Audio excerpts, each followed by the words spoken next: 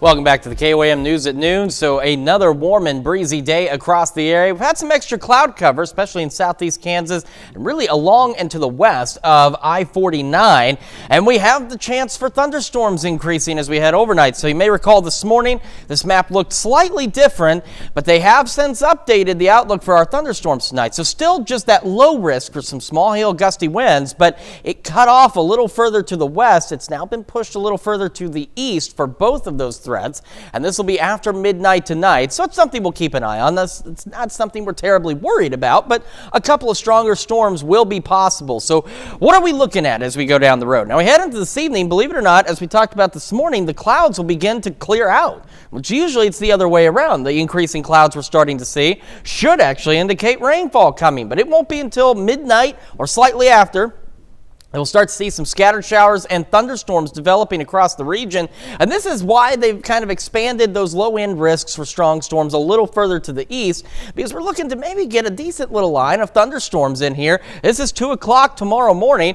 Again, not widespread severe weather, but some strong thunderstorms possible. If anything, just some much-needed rainfall across parts of the area. Now, that line will push on through. Here we are at 4. It does begin to break up rather quickly, hence why that risk for stronger storms doesn't go much further east at this point. And then we'll just be hanging out with scattered showers and thunderstorms through the morning hours. It'll be about 11 o'clock tomorrow morning that this system will move out. And take a look at the wind arrows. Ahead of the system, we'll have a southerly breeze. Behind it, we're going to have a westerly breeze, and it's still going to be gusty. So a quick reminder, wind advisories, parts of southeast Kansas, northeastern Oklahoma, through 7 o'clock, because further west, some of those wind gusts could peak 40 to 45 miles an hour out there. MoDOT the camera, 30-second and range line.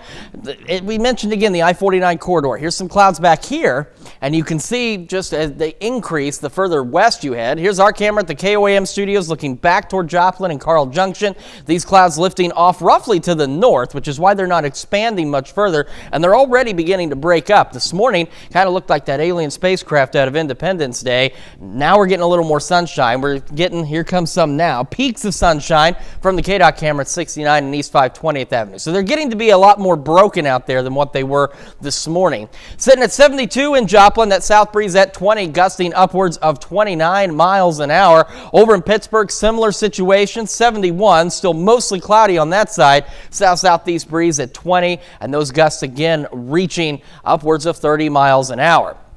I got 71 in Pittsburgh, so again, where the clouds have been thicker, still cool, but out west, you're still going to warm up. Those clouds will start to break up in the next 2 or 3 hours. 66 Neodesha, Chanute, Parsons, 74 in Miami, 71 Carthage, Neosho, and 72 down in Anderson.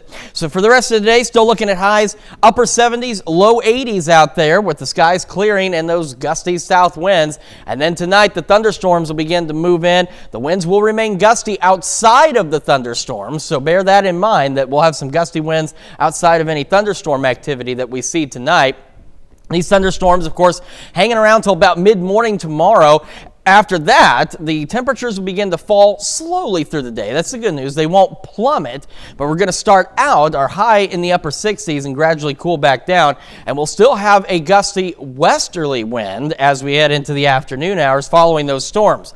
All right, so we're going to go much cooler heading into the weekend. We're talking upper 50s. On Sunday and Monday, temperatures begin to warm back into the mid to upper 60s by next week. But as our temperatures warm, our rain chances increase. See a few additional shower chances by Wednesday, Thursday, and Friday. But of course, we'll be watching those storms tonight, keeping an eye on those for you. But again, not expecting anything too terribly widespread in terms of severe weather, just a stray strong storm or two out there. All right, well, thank you, Chris. Stick around. We've got a special Italian dish in the Mr. Food Test Kitchen. We'll be right back.